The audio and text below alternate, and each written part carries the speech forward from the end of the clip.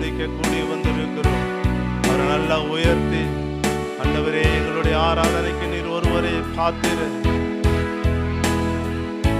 உயிரோடு எழுந்தவரே, உயிரோடு எழுந்தவரே, உம்மை ஆராதனை செய்கிறோம்.